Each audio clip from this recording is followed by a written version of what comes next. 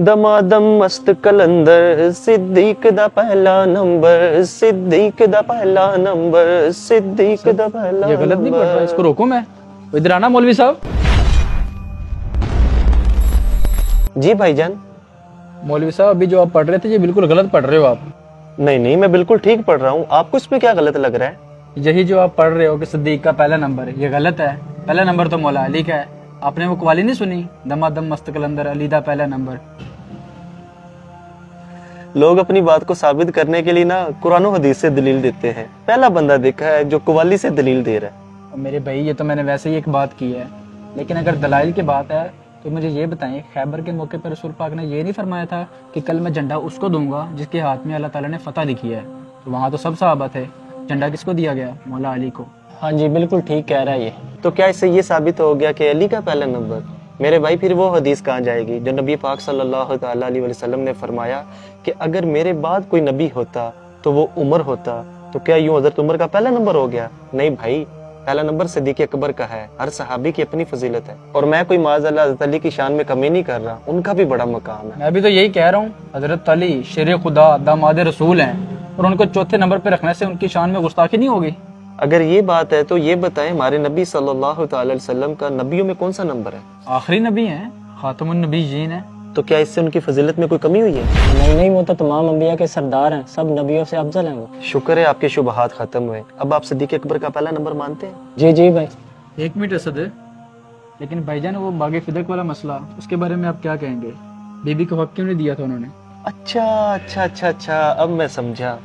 एक बुजुर्ग बिल्कुल ठीक फरमा गए थे, अल्लाह ताला उनके सदके हम पर करम फरमाए। वो फरमाते थे कि पीड़ा होर ते फकियां होर। भाईजान ये जो मसला बयान कर रहे हैं ना, मैं इस पर बहुत ज्यादा दलाइल दे सकता हूँ। क्यों ना अक्ली तरीके से इस मसले का हल निकाल लिया जाए। भाई तमीज से बात करो, ये क्या होता है पीड़ा और तपकियां? और जो जवाब देना तमीज से दो।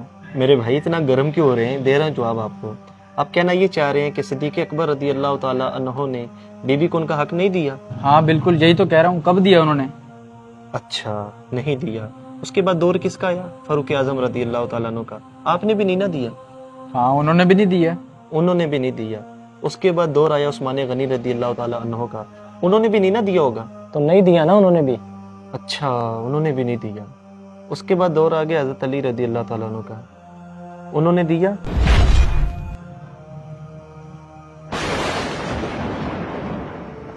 नहीं भाई।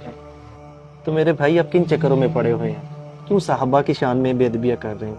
हज़रत अबू बकर सिद्दीक रज़ी अल्लाह ताला अन्हु के पास बीबी तशरीफ लाई तो आपने उनका हक नहीं दिया। फिर फारूक आजम का दौर आया, आपने भी उनका हक नहीं दिया। फिर उस्मान गनी का भी दौर आया, आपने उनका हक नहीं दिया। मुझे ये बताएं, इस दौरान मौला अली कहाँ पर थे? क्या आपको उनकी शुजात पर, उनकी बहादुरी पर कोई शक है? क्या आप इस बात को मान सकते हैं कि हज़रत अली रज़ी अल्लाह ताला अन्हु के सामने कोई नाहक फैसला हो रहा हो तो आप खामोश रहें? नहीं भाई। मेरे भाई सिद्दीक अकबर रज़ी अल्लाह ताला अन्हु के पास जब बीबी तशरीफ लाई थी तो आपने आगे उन्हें नबी पाक सल्लल्लाहु ताला अलैहि वसल्लम का फरमान सुना दिया था, जिसका खुलासा ये बनता है कि अंबिया और उनके अहले खाना के लिए ये दुनियावी माल नहीं होता, ये दुनियावी ज़मीनें उनके लिए नहीं होती, उनका सब कुछ आखिरत के लिए होता है। इसलिए मौला अली रज़ी अल्लाह ताला अन्हु खामोश रहे, क्योंकि आपको पता था कि सिद्दीक अकबर रज़ी अल्लाह ताला अन्हु हक पर है। प्यारे भाई, आपने हमारे सारे शुबहात ख़त्म कर दिए हैं। अब मुझे किसी किस्म का कोई डाउट नहीं है, और आप ठीक कह रहे हैं। इस्लाम ने जिस किसी को जो मुकाम दिया हुआ है हमें वो तस्लीम कर लेना चाहिए, अपनी मनमानियाँ नहीं करनी चाहिए।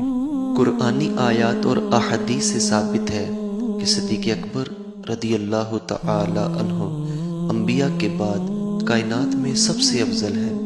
रसूलुल्लाह सल्लल्लाहु तआला अलैहि वसल्लम ने फरमाया, मुझ पर जिस किसी का एहसान था मैंने इसका बदला चुका दिया, मगर अबू बकर के मुझ पर इतने एहसानात हैं जिनका बदला अल्लाह पाक रोज़े क़यामत ही अता फरमाएगा। प्यारे दोस्तों, अगर आपको हमारा ये मैसेज पसंद आया इसे शेयर कीजिए और हमारे पेज दानी भाई को ज़रूर फॉलो कर लीजिए। बहुत शुक्रिया।